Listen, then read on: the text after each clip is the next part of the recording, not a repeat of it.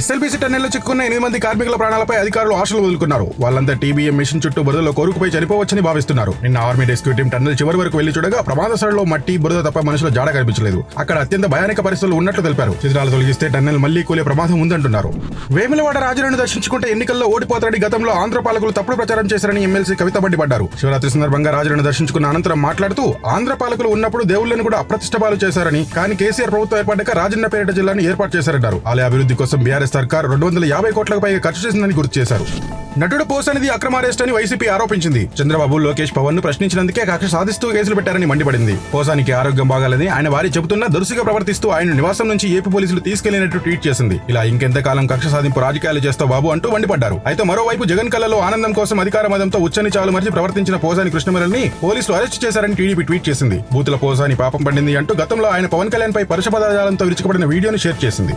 YCP బాధితులు పోసాని కృష్ణమురళి అరెస్టుపై ఆ party నేతలు ఆగ్రహం వ్యక్తం చేస్తున్నారు. రేపటి డేట్తో ముందు రోజు అరెస్ట్ చేయడం ఏంటి అని వైసీపీ అధికార ప్రతినిధి శ్యామల ప్రశ్నించారు. ఆడలేక మధ్యలో అడ్డు అన్నట్టు హామీలు అమలు చేయలేక అక్రమ అరెస్టులతో కక్షపూరిత రాజకీయాలకు తెరలేపారు. శివరాత్రి పూట ఇంటిపై దాడి చేసి పోసాని అక్రమ అరెస్టు ప్రభుత్వం అరాచకానికి నిలువెత్తు నిదర్శనం అంటూ ట్వీట్ చేశారు.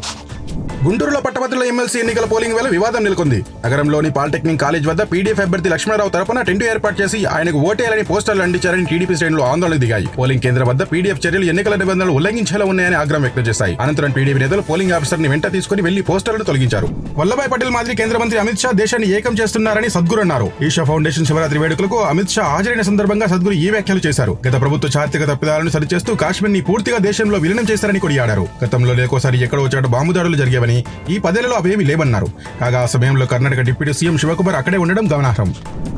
తాను బీజేపీ దగ్గర అవుతానని వస్తున్న పుకార్లని అబద్దాలేనని Karnataka deputy CM DK Shivakumar స్పష్టం చేశారు. నేను పుట్టుకతోనే కాంగ్రెస్ వాదిని, అయితే నా వ్యక్తిగత నమ్మకాలను నేను అనుసరిస్తాను. హిందువుగా పుట్టాను, హిందూగానే జీవిస్తాను, హిందూగానే మరణిస్తాను. కుంభమేళకు వెళ్లినంత మాత్రాన్ని బీజేపీకి దగ్గర అవుతున్నానని చెబుతారా? కుంభమేళ యూపీ ప్రభుత్వం మెరుగైన ఏర్పాటు చేస్తుందని ఆయన తెలిపారు.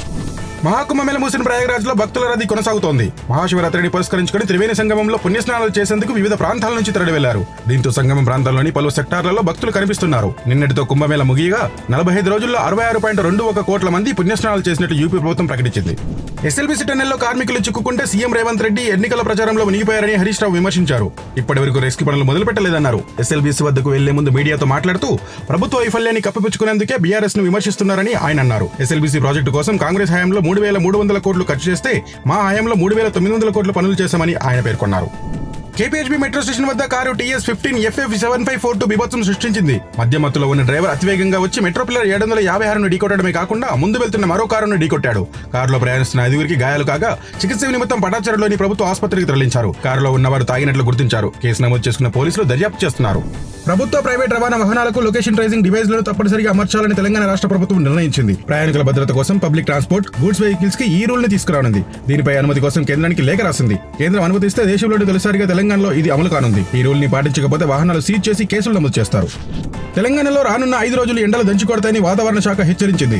మార్చి 2 వరకు అత్యవసరమైతే తప్ప ఉదయం 11 గంటల తర్వాత బయటికి వెళ్లొద్దని సూచించింది. ముఖ్యంగా చిన్నారులు, వృద్ధులు, గుండె జబ్బులు, ఆస్తమా, మానసిక వ్యాధిగ్రస్తులు జాగ్రత్తగా ఉండాలని డాక్టర్లు చెబుతున్నారు. ఏమైనా పనులుంటే ఉదయం 11 గంటల లోపు సాయంత్రం 4 గంటల తర్వాత చూసుకోవాలని తెలిపారు. నిత్యం 5 లీటర్ల నీరు తప్పనిసరిగా తాగాలని చెప్పారు.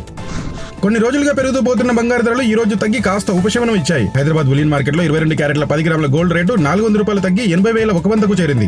24 క్యారెట్ల 10 గ్రాముల పసిడి ధర 440 తగ్గడంతో 87,320కు చేరింది. అటు వెండి ధర మాత్రం స్థిరంగా కొనసాగుతుంది. కేజీ సిల్వర్ రేటు 1,06,000గా ఉంది. లేటెస్ట్ న్యూస్ తెలుగు మరియు ఇంగ్లీష్ అప్డేట్స్ కోసం ఇప్పుడే క్యూన్యూస్ అఫీషియల్ యాప్ ని ప్లే స్టోర్ నుండి డౌన్లోడ్ చేసుకోండి. సరికొత్త సమాచారాల కోసం క్యూన్యూస్ వెబ్సైట్ ని ఫాలో అవ్వండి. ఛానల్లో ప్రాంతీయ, జాతీయ, అంతర్జాతీయ వార్తలు వీక్షించండి.